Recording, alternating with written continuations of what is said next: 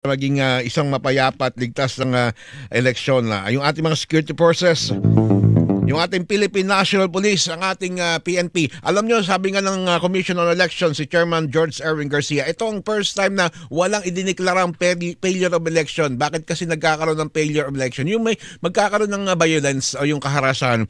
Pero para sa PNP at para sa buong bansa, mission accomplished dito ang ating pambansang pulisya, Philippine National Police, ha?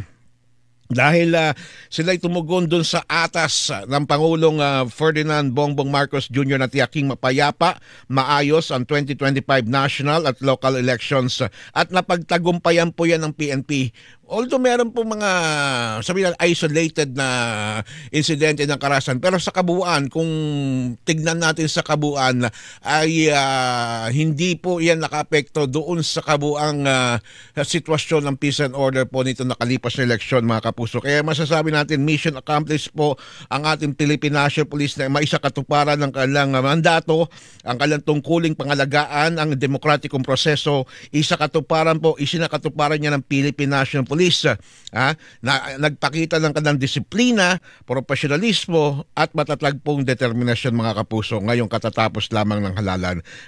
Congratulations po dito po sa PNP, sa panguna po ni Police General Romel Francisco Marbil, sir, ang Chief PNP, siyempre sa buong buo ng command group, sa lahat po ng opisyal, sa lahat ng regional directors, lahat ng Chief of Police, lahat ng provincial directors, dahil sa kabuuan po, dahil sa gawa po ng PNP ang 862,827 checkpoints operation. Ang resulta nito, mga kapuso, resulta ito ay mahigit po sa 3,329 na baril na kumpiska. Yung mga lumabag po sa election gun ban. At pinapaalala natin, yung gun ban po tuloy-tuloy pa ho yan, hanggang June po yan, mga kapuso. Bukod dito, 74 lamang po, 74 ang naitalang election-related incidents. Ito po ay mas mababa ng 29% nitong nakaraang barangay at SK elections.